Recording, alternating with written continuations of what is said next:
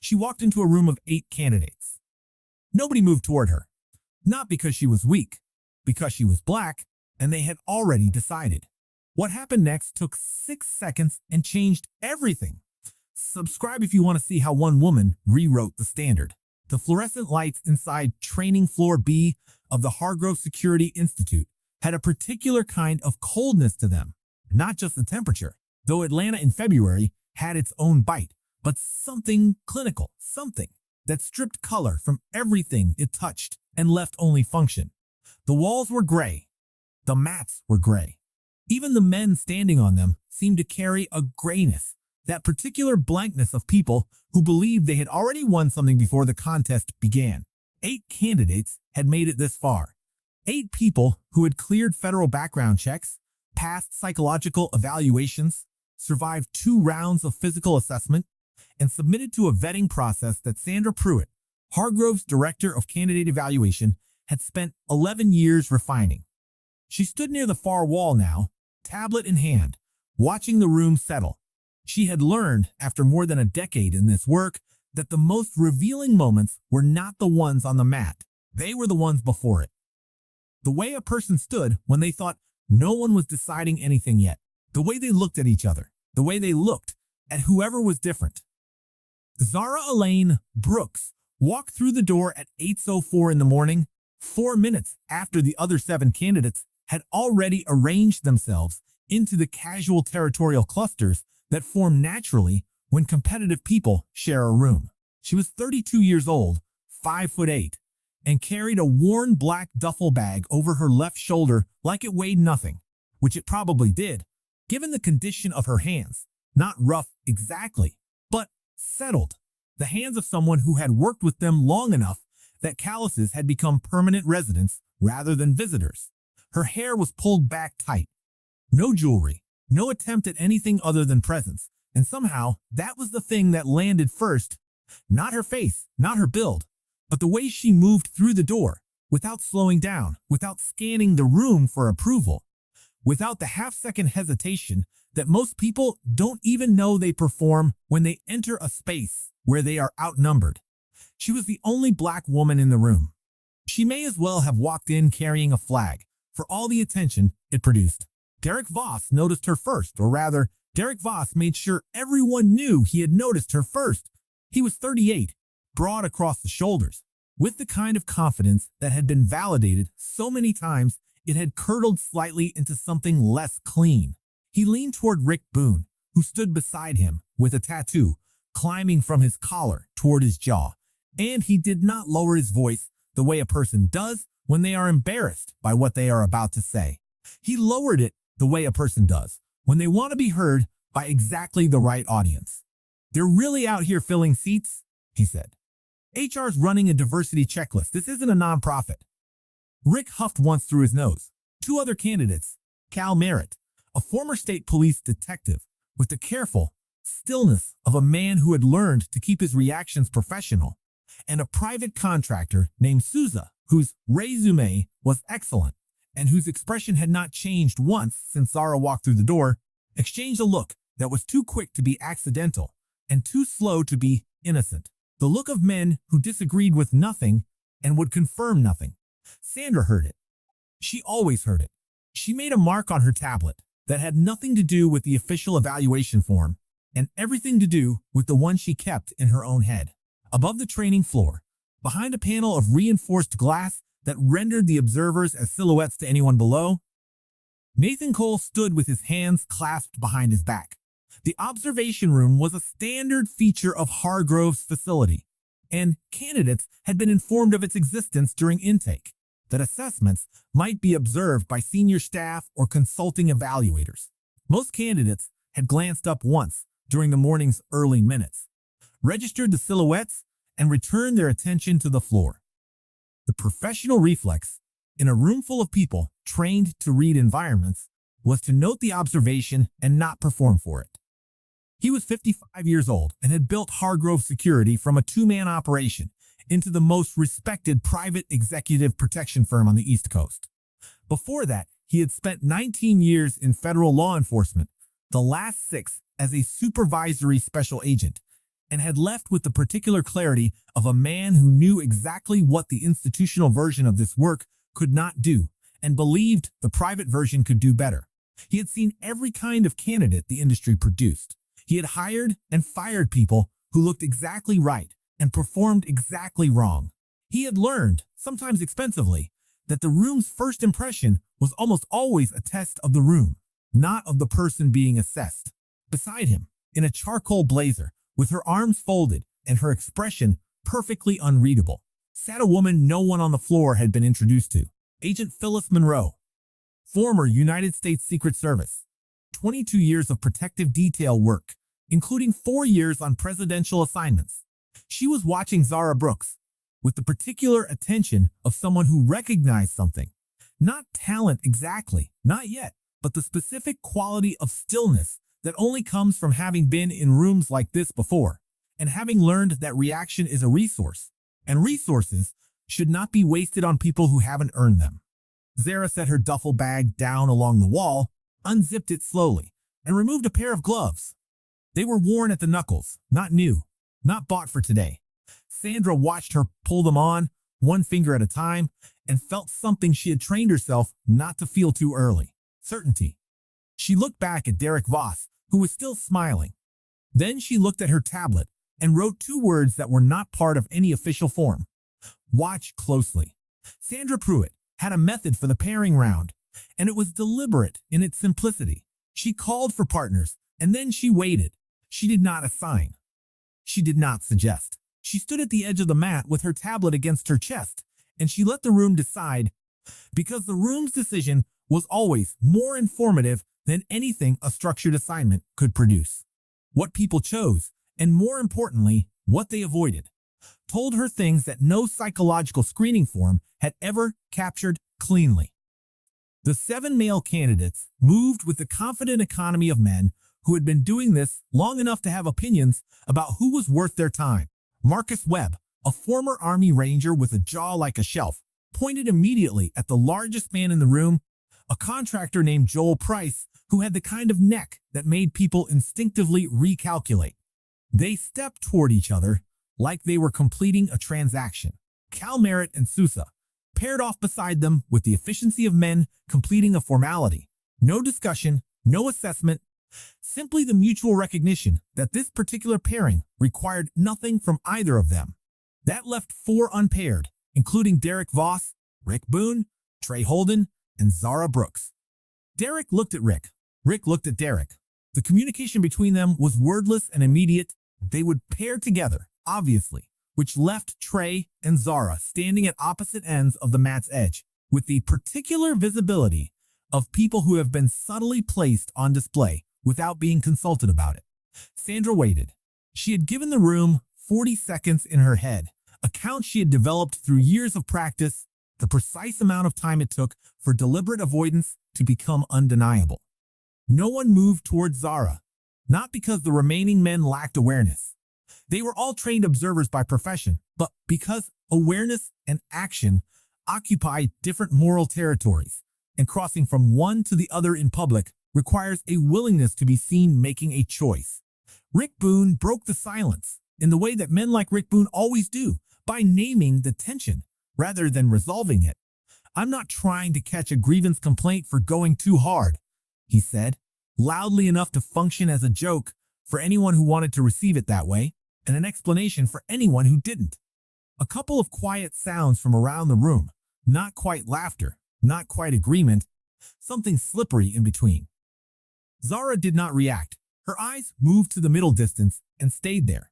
The look of someone performing a calculation that had nothing to do with the people in front of her.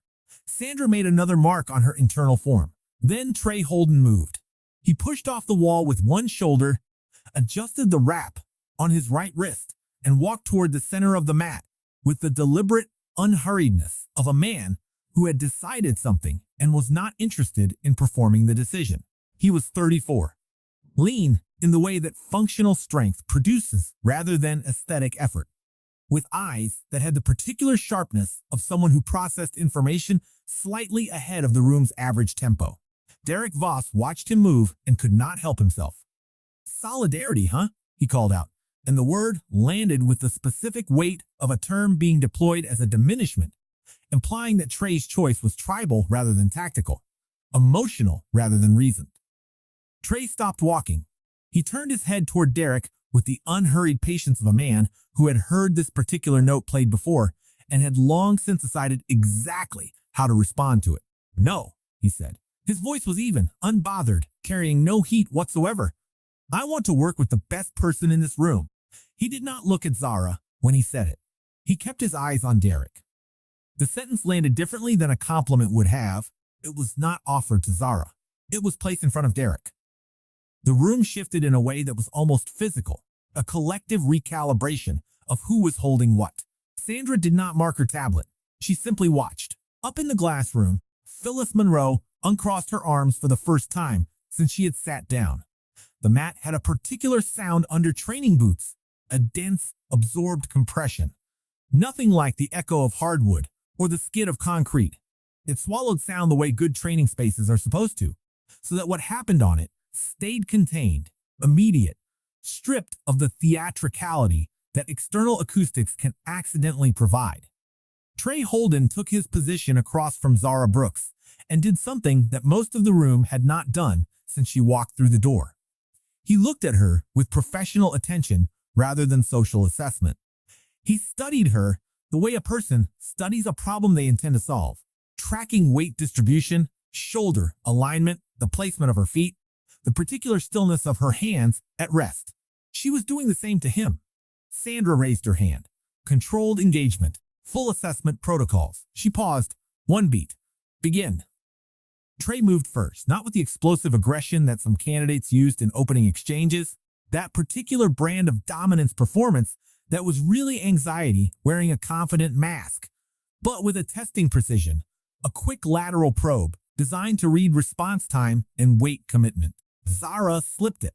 Not dramatically, not with the kind of movement that broadcasts technical training, but with an economy so refined it looked almost accidental. A small shift of her center that made his probe find nothing. Trey registered this and recalibrated without showing that he had. He came in again, this time with a feint that carried genuine craft, a low-weight shift designed to pull a reaction, followed by a redirected strike aimed at her guard. Zara did not bite on the feint. Her eyes did not follow the false movement. They stayed on his chest, which is where intention lives before it arrives in the hands. He respected this. He pressed harder. What followed was not the quick, decisive moment that Derek Voss had clearly been hoping to witness, arms folded against the wall with the particular posture of a man waiting for someone to be proven right. What followed was 45 seconds of genuine technical exchange, clean, controlled, intensely communicative, in the way that skilled physical confrontation becomes a kind of language between two people who both speak it fluently. The room went quiet in stages. First, the murmuring stopped. Then the small repositioning movements of people performing casual disinterest. Then even the breathing in the room seemed to find a different register. People were watching now without the protective irony of people who expect to be entertained by failure. They were watching because the thing happening on the mat demanded it. Trey found a moment at the 30-second mark that was real, a slight overextension on Zara's part as she redirected a grab, a half second where his leverage was genuinely superior. He committed to it. Zara felt the shift, absorbed it, and instead of resisting, which is what training produces in most people, the instinct to meet force with opposing force, she moved with it, used it, redirected its momentum into a pivot that brought her inside his guard before he could recover the angle. Her hands worked fast. A hook at the wrist, a hip shift. His feet left the mat.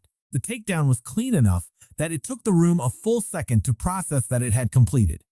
Trey hit the mat safely. She had guided the fall, a detail that Sandra noted specifically because it revealed something about how Zara understood the difference between defeating and destroying, and lay still for a moment, with the particular expression of a person updating their internal model of a situation. Then he exhaled a short breath that was almost a laugh. "All right," he said to the ceiling. Zara stepped back and offered her hand. He took it and stood. "You've done that sequence before," he said, not as an accusation, as an observation. "A few times," she said. Sandra set down her tablet and looked at the room. "What you just watched," she said, and her voice carried the calm authority of someone who has decided to teach something, "is the difference between reaction and recognition. One of them waits for the problem. The other one sees it coming." Nobody laughed. Nobody made a sound. Derek Voss had uncrossed his arms without noticing that he had done it. He stood like that for a moment, open, undefended, before he realized what his body had done and crossed them again. But the second crossing was slower, less certain. There is a particular kind of man who mistakes the absence of immediate consequence for permission, who reads a room's silence as agreement and other people's restraint as weakness, and who has been validated often enough by both that the mistake has become structural, built into the architecture of how he moves through the world. Derek Voss was that kind of man, and the 45 seconds he had just witnessed on the mat had not humbled him so much as it had destabilized him, which in men like Derek produces not reflection but escalation. He waited until Sandra had finished speaking. Then he spoke. "I want to be honest about something," he said. His voice had the careful modulation of a person who had learned to frame provocation as candor, to dress aggression in the language of straight talk. "What we just saw, I'm not convinced that's real-world applicable skill. I think we're watching a performance that's been calibrated for today." Sandra looked at him. She did not respond immediately, which was its own kind of response. "I think," Derek continued, and now the real thing was emerging beneath the measured surface. "There's a certain kind of pressure on programs like this, recruiting pressure, optics pressure. And I think sometimes that pressure produces candidates who are here for reasons that have less to do with their actual capability and more to do with what they represent." The room was very still. Rick Boone looked at the floor. Merritt and Souza found sudden interest in the far wall. Trey Holden turned his head slowly toward Derek with an expression that had removed all ambient affect, leaving only attention, the face of a person deciding, with great deliberateness, how much of what they were thinking to allow into their features. Zara Brooks did not move. She stood in exactly the position she had occupied since stepping off the mat, weight evenly distributed, hands at her sides, and her face held the same quality it had held since she walked through the door. Not blank, not suppressed, but controlled with a precision that suggested the control was not effort, but habit. Sandra placed her tablet on the bench beside her. She did this slowly, with the unhurried intention of a person clearing their hands for what comes next. "Derek," she said. Her voice did not rise. It did not sharpen. It simply became more precise, the way a lens becomes more precise when it achieves focus. "I have given you room to compete. That is not the same as room to disqualify. There is a difference between evaluating performance and assigning motivation based on what a person looks like. I want you to be clear about which one you are doing right now." Derek's jaw shifted slightly. "I'm just saying what other people are thinking." "Speak for yourself," Sandra said. "That is the only person you are authorized to speak for in this room." She held his gaze for a moment that was just long enough to be a statement. Then she looked up at the glass room. Above, Nathan Cole stood completely still. Beside him, Phyllis Monroe had not moved, had not changed her expression, but something in the quality of her attention had altered. She was leaning forward by perhaps an inch, the kind of lean that a person with 22 years of training in stillness only produces when something has genuinely engaged them. Nathan gave the smallest possible nod. Sandra looked back at the floor. "Last warning," she said to Derek. "Not because I'm protecting anyone, because I don't run sloppy evaluations, and bias is the sloppiest variable there is." Then she picked up her tablet from the bench. We moved to the engagement round. Pairs, to the mat. Zara had not changed expression through any of it, but as she stepped toward the mat, Trey fell into step slightly behind her, close enough to register as deliberate. He didn't say anything. He didn't need to. The gesture was its own sentence. Derek Voss stepped onto the mat with the particular physical confidence of a man who had decided, somewhere in the minute since Sandra's warning, that the best response to being called out was performance. That if he won here, cleanly and definitively, the preceding conversation would be retroactively reframed as intensity rather than prejudice, competitiveness rather than something uglier. He rolled his neck. He adjusted his wrist wraps. He took a stance that was technically correct and slightly theatrical. The stance of a man making sure the room was watching, rather than the stance of a man focused entirely on the person in front of him. That distinction, in the world Zara inhabited professionally, was the difference between a problem and a manageable situation. Sandra looked at both of them. Controlled engagement. No escalation beyond assessed contact. She paused, and then she looked at Zara specifically. You have the floor if you want it.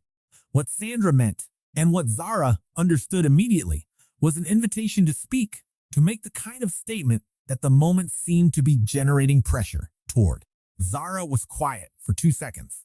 Then she said, with the measured calm of someone who had considered many possible responses and selected the one most precisely fitted to the situation. The mat says everything I need to say. That was it. No elevation, no performance of dignity, no speech. Just a statement of methodology. A few people in the room exhaled without meaning to. Sandra raised her hand. Begin. Derek came in hard. He had clearly made a tactical decision in the preceding seconds. That the 45-second patience of Trey's approach had been a mistake. That speed and force would compress the reaction time that Zara relied on, that overwhelming the opening would prevent her from doing whatever it was she had done to Trey. It was not an unintelligent strategy. It was simply based on a fundamental misreading of what she was. He lunged with the full commitment of a man who believed in his own momentum, hands driving forward, weight fully transferred.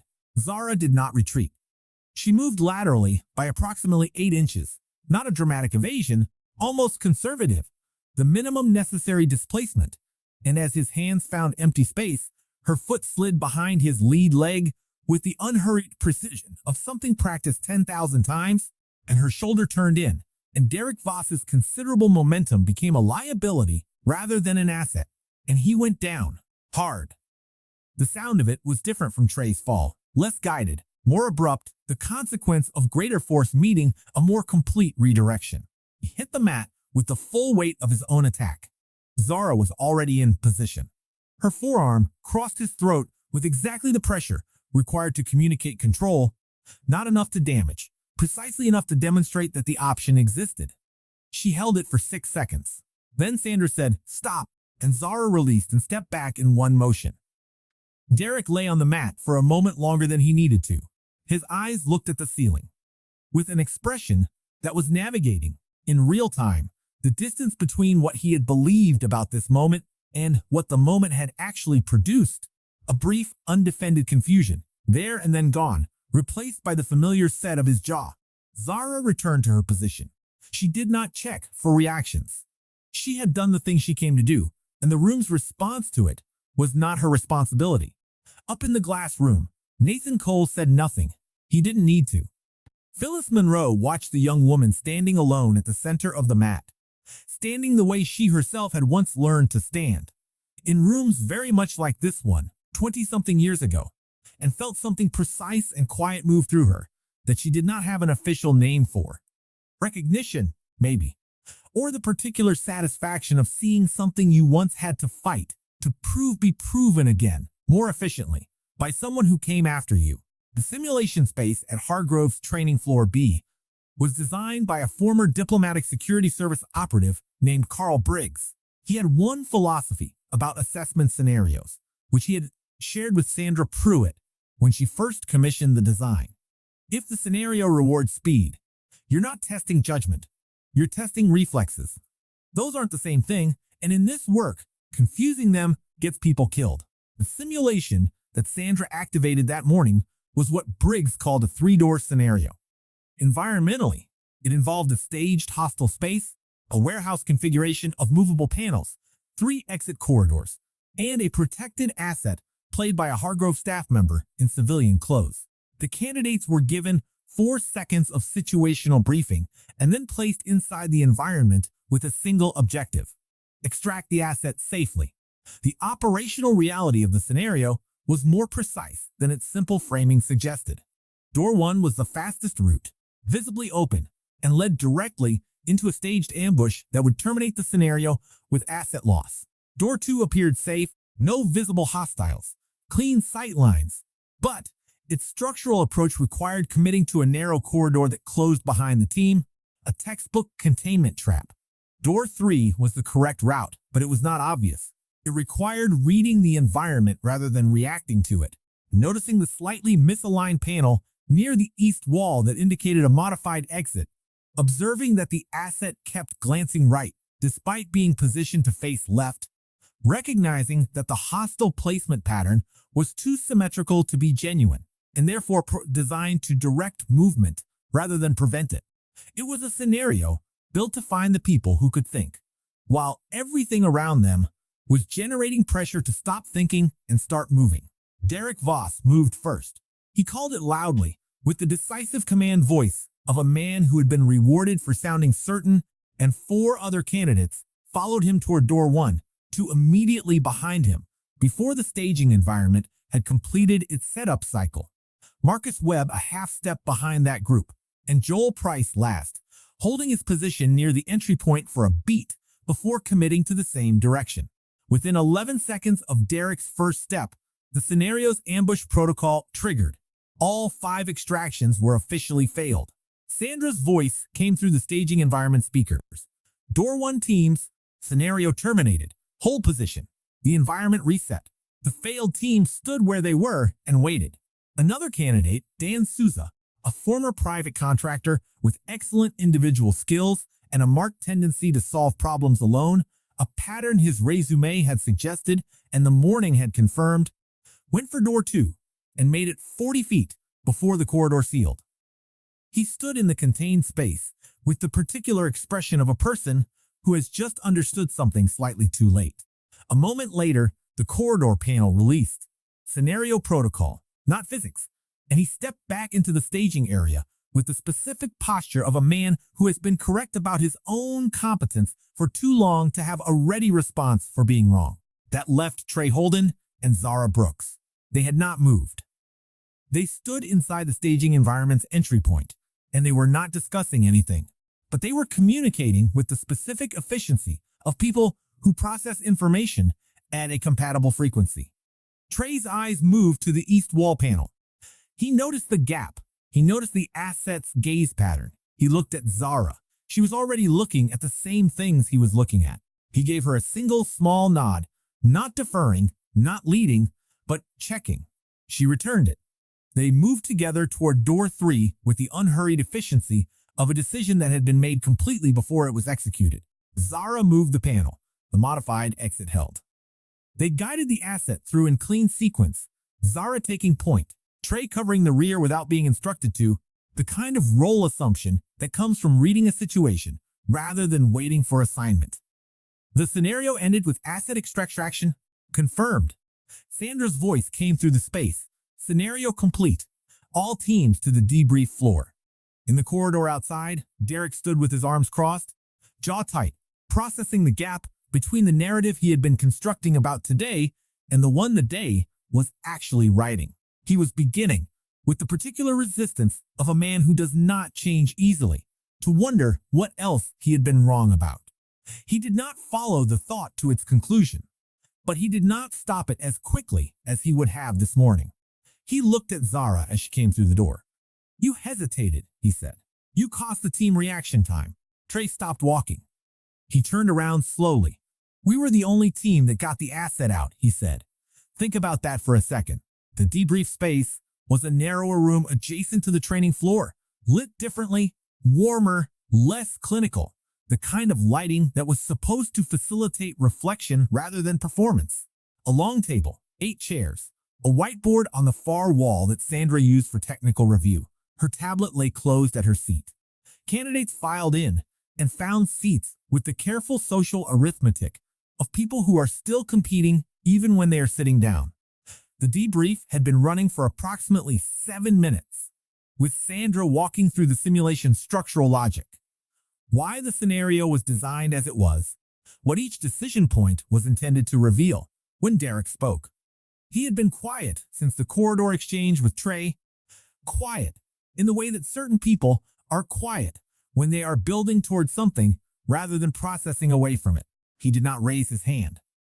He simply spoke, over Sandra's voice, with the particular entitlement of someone who has rarely been interrupted, and therefore does not think about interrupting others. I want to revisit the evaluation methodology, he said. Sandra paused. The floor is for debrief, Derek, not rebuttal. This is relevant to the debrief. He looked across the table, not at Sandra, but at the space between Trey and Zara. I think there's a structural problem with pairing candidates of significantly different experience profiles and treating the outcomes as equivalent data. Certain people in this scenario were placed in positions to succeed specifically because the scenario design happened to align with, he paused, the pause of someone choosing the next word with deliberate care, a particular processing style. Rick Boone said nothing. He was examining the surface of the table with the focused attention of a man who has decided that the table is genuinely fascinating. Merritt and Souza continued to be exactly what they had been all morning. Trey Holden set down the pen he had been holding and looked at Derek with an expression of such complete, unperformed calm that it functioned as a kind of rebuke on its own. Zara was still. Sandra Pruitt placed both hands flat on the table. When she spoke, she did not raise her voice. She did not need to.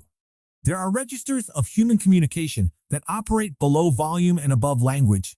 The register of someone who has made a decision and is communicating it with their entire presence, not just their words. She had reached that register. Derek, she said, I'm going to be specific with you because I think you have been operating under the assumption that vagueness provides cover. It doesn't. Not in this room and not in this field. She looked at him directly.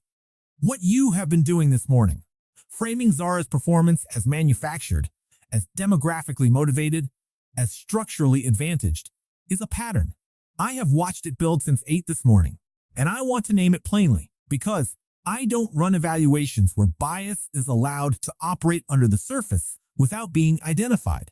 The room was completely still. Bias is not just a moral failure in executive protection work, Sandra continued. It is a tactical failure. The moment you decide what someone is capable of, before you observe what they actually do, you have compromised your own assessment capacity. You have made yourself less effective in a protection scenario that costs lives, not theirs. The client's. She held the silence for a moment.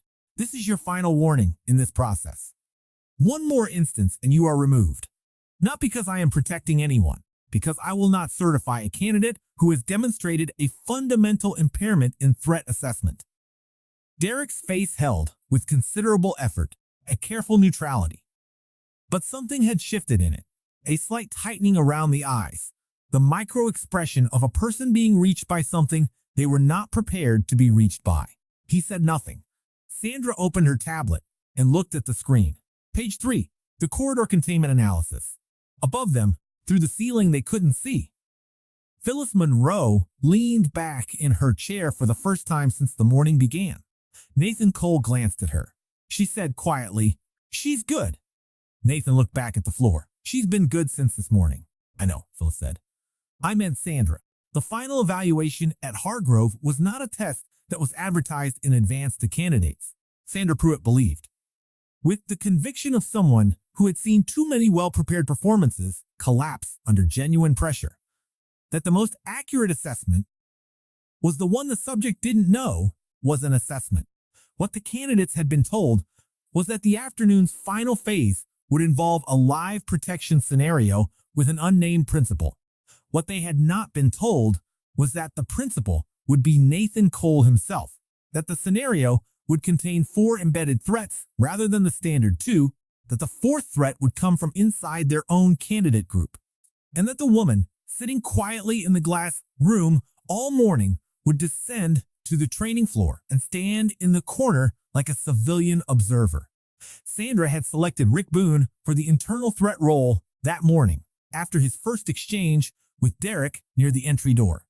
It was not punitive, it was precise. The most useful variable in an internal threat scenario was a person whose behavioral baseline the protectee's guard had already established, and Rick Boone had given Zara Brooks 40 minutes of behavioral data to read. Agent Phyllis Monroe changed into a plain gray blazer in the facility's prep room and walked onto the training floor at 2:17 in the afternoon with the unremarkable presence of a person who had spent 22 years making herself precisely as visible as any given situation required, and no more.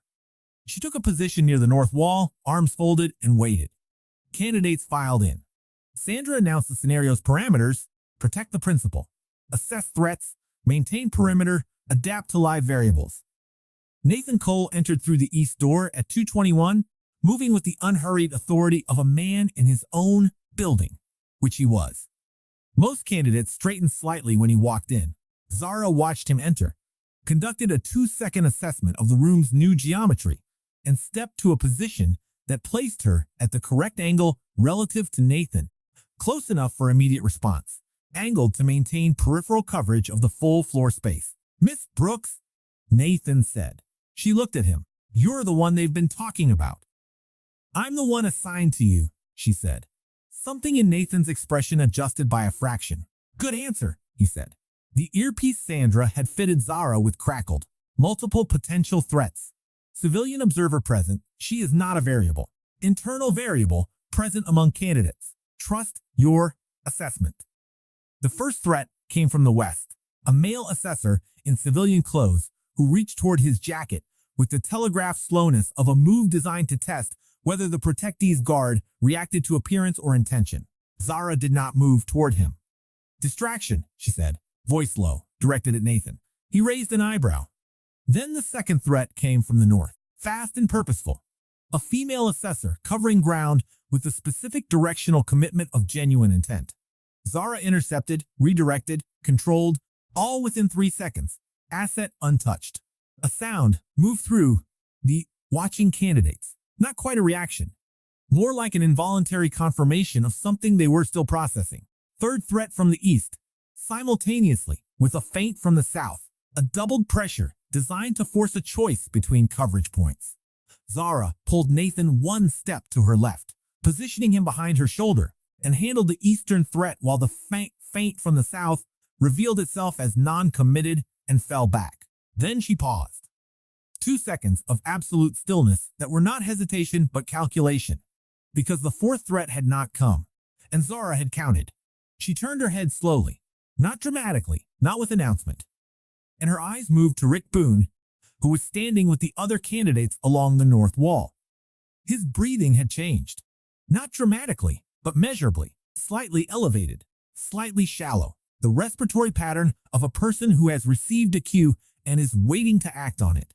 His eyes were not on Nathan. They were on Zara. She moved before he did.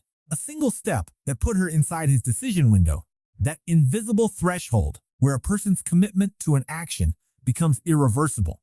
And the moment he shifted his weight to move, she was already there, and it was over in 4 seconds without significant contact, a complete redirection of intent before it became action. Sandra's voice came through immediately. Internal threat neutralized, scenario hold. Rick Boone straightened, stepped back, and returned to the line of candidates along the wall. He did not look at Zara. He looked at the floor with the expression of a man finishing a job he had not expected to finish that way. Phyllis Monroe watched from the corner with her arms still folded and an expression that was doing a great deal of internal work beneath its surface composure. 4 threats, asset untouched. Sandra's voice came through, scenario complete. Nathan Cole looked at Zara. He had been in the protection industry for 12 years. He had worked with Secret Service agents, Marine veterans, special operations contractors. He knew, with the precision of long experience, the difference between someone who had been trained to handle situations and someone who had been shaped by them. "How did you know it was him?" he asked. Zara looked at the floor for a moment, then back at him. "His breathing changed 4 minutes ago," she said. "Before the scenario started." Nathan said nothing for a moment. Then, 4 minutes. "Yes, sir." He nodded once. Phyllis Monroe uncrossed her arms and walked slowly toward the center of the room. Nobody had expected Nathan Cole to modify the final engagement parameters. Evaluation formats at Hargrove were documented, reviewed by the board, and delivered to candidates in advance as a matter of institutional transparency. What Nathan Cole did at 3:04 in the afternoon was therefore not a procedural variation. It was a statement. Derek Voss had requested the re-engagement. He had requested it in the way that people request things They believe they are owed, with the particular directness of someone who has decided that the morning's outcomes were errors in the process rather than outcomes of it. One more round, he said to Sandra. Me and Brooks. No observed parameters. Real assessment. Sandra looked at him with the measured patience of someone selecting their words from a large available inventory. That's not the format, Derek. Then changed the format. The room held its breath.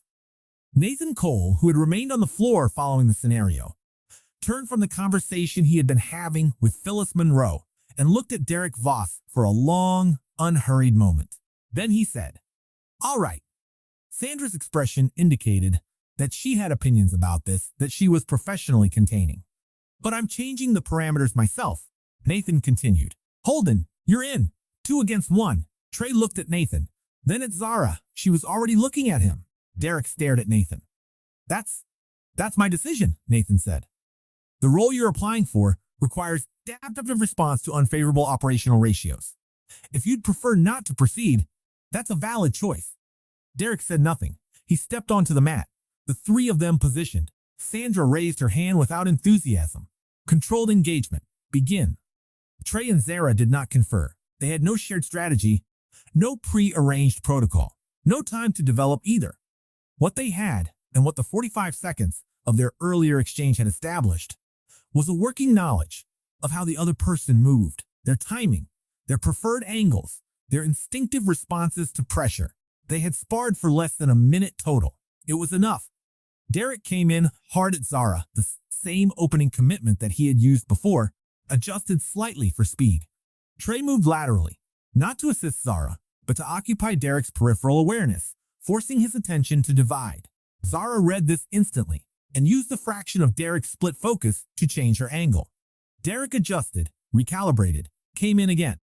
He was genuinely good, and in a one-on-one engagement at full commitment, he would have been a difficult problem. The difficulty was that his considerable skill was oriented entirely toward individual combat, and what was happening on the mat now was something different, a fluid, wordless coordination between 2 people who were reading the same situation from complementary positions and responding to it as a unified system rather than 2 separate actors. There was a moment, around the 20-second mark, where Derek found genuine leverage on Zara's left arm. He felt it and committed to it, the instinct of a skilled fighter, recognizing an advantage and pressing it. What he had not registered, because his attention had narrowed onto the leverage point, was where Trey was. Trey was exactly where the leverage attempt required him not to be. Zara felt Derek's commitment, absorbed it, and instead of resisting, converted it, a rotation of her wrist that was almost nothing. A change of 2 inches in the angle of her elbow, and Derek's carefully constructed leverage dissolved completely. His balance broke. He had committed his weight to a structure that no longer existed, and the fall was sharp and complete. Zara's forearm found his throat in the same motion she had used that morning, with the same precise pressure and the same absolute control. 10 seconds. She held for the required count. Then she released and stood. Derek lay on the mat. The room waited. This was the moment where the morning's version of Derek Voss would have said something to salvage the narrative, something that reframed the outcome, redistributed the fault, maintained the armor. Instead, Derek Voss said nothing for a long time. He breathed. He stared at the ceiling. He had come into this room this morning knowing exactly what kind of day it was going to be and exactly what kind of person was going to win it. The ceiling did not confirm this. The mat beneath him did not confirm this. Nothing about the last 8 hours had confirmed this. And a man can hold a version of himself against the evidence for a long time, but not indefinitely. And Derek Voss had reached, somewhere between the first fall and this one, the limit of that particular endurance. Trey stood a few feet away, not gloating, not performing magnanimity, simply present. Then Derek sat up. He did not look at the room. He looked at his hands for a moment, the way people sometimes look at objects when they are actually looking at themselves. "I was wrong," he said. His voice was quiet and had no performance in it. Not about technique. He stopped, tried again. About how I decided what this day was before it happened. The room was still. Zara looked at him with the steady, unreadable attention she had maintained all morning. Then she extended her hand. Derek looked at it for a beat that was long enough to mean something. Then he took it. Nathan Cole did not rush his entrance into the debrief room. He was a man who understood that timing was a form of communication, that the weight of what was about to be said was partly carried by the silence preceding it, and he let that silence do its work while all 8 candidates, Zara Brooks and Trey Holden near the window, Derek Voss at the far end of the table, Rick Boone with his eyes forward, Merritt and Sousa seated together with the careful neutrality they had maintained all day. Webb and Price along the wall arranged themselves in the particular social geometry of people waiting for a verdict. He entered at 3:44 in the afternoon with Phyllis Monroe 2 steps behind him. This was the moment the room got its first formal introduction to who she was, and Nathan provided it without preamble. "Before I give you my assessment," he said, "I want to introduce someone who has been in this room since this morning." He gestured to Phyllis. Agent Phyllis Monroe. 22 years Secret Service. 4 years Presidential Detail. She consulted on the design of today's final phase scenarios and has been evaluating independently of my own assessment. The room's response to this information was visible and physical. A collective adjustment of posture, a recalculation of the morning's events with this new variable inserted. Rick Boone's face moved through a sequence of expressions that were not difficult to read. The particular sequence of a man recalculating what it meant that the woman he had been assigned to neutralize in a scenario had identified him 4 minutes before the scenario began. Phyllis stepped forward. She looked at the room with the calm authority of someone who had been in charge of rooms much more complicated than this one. "I'm not going to give you a speech," she said. "I'm going to say one thing, and I'm going to say it directly." She looked at Zara. "When I was 32 years old and starting in this field, I walked into rooms like this one. I had better credentials than most of the people in them and worse receptions than any of them. It took me 5 years to be evaluated on what I actually did, rather than what people decided I was before I did it." She paused. "What I watched this morning was someone doing in one day what took me 5 years to establish. I want that named clearly in this room in front of everyone who contributed to making it harder than it needed to be." The silence that followed was not uncomfortable. It was the silence of people receiving something true. Nathan stepped forward. He spoke with the economy of a man who had made his decision hours ago and was now simply communicating it. "Zara Brooks," he said, "you're hired." She nodded once.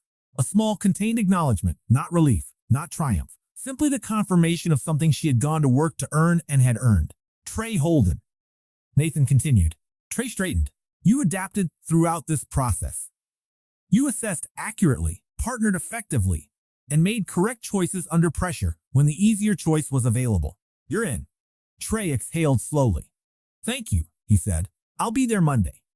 Nathan looked at the remaining candidates. His expression was not unkind. "The rest of you were not eliminated because you lacked skill. Several of you have genuine capability." His gaze moved across the room, pausing on Webb and Price, who received it with the composed stillness of men who had expected to pass and were processing the distance between that expectation and this moment, then settling briefly on Derek and then on Merritt and Sousa, who had been silent all morning. "You were eliminated because of what you prioritized. Some of you prioritized dominance over assessment. Some of you prioritized comfort over honesty." Merritt and Sousa received this without expression, but something in their eyes indicated it had landed. "In 12 years of running protection operations," Nathan said, "the most dangerous person in any security detail is not the one who is undertrained. It is the one who has decided, in advance, that their judgment about other people is reliable. It isn't. No one's is without constant recalibration." He unclenched his hands and let them rest at his sides. Dismissed. People moved. The room's departure had a different quality than its arrival. Less performance, more interior. Derek Voss was one of the last to move. He gathered his bag with the deliberate slowness of a man postponing a threshold. At the door, he stopped. He turned. His eyes found Zara across the emptying room, and he looked at her with the uncurated expression of someone who has had something structural shifted inside them and is still feeling its new weight. "You're the best person I've worked against in 8 years," he said. Not loudly, not proudly, honestly. Zara met his gaze. Then use today, she said. Not cruelly, not magnanimously, practically. Something moved across Derek's face that was too complex to reduce to a single name, regret, and recognition, and something that might, with time, become a different kind of ambition. He nodded once and walked out. The room was nearly empty. Sandra came to stand beside Zara, and for a moment they were both quiet. That was not easy, Sandra said. No, Zara agreed, but nothing worth doing is. Sandra looked at her. Monday, Zara said. She picked up her worn duffel bag, pulled the strap over her shoulder, and walked toward the door. Phyllis Monroe was standing just outside it. She did not stop Zara, did not offer an extended moment. She simply stood where Zara would pass and, as Zara drew level with her, extended her hand. Zara took it. Phyllis's grip was firm and brief and communicated in the precise nonverbal language of people who have both lived inside high-stakes rooms, something that did not require translation. The standard you set today, Phyllis said quietly, does not leave when you do. Zara looked at her for a moment. I know, she said. That's why I said it.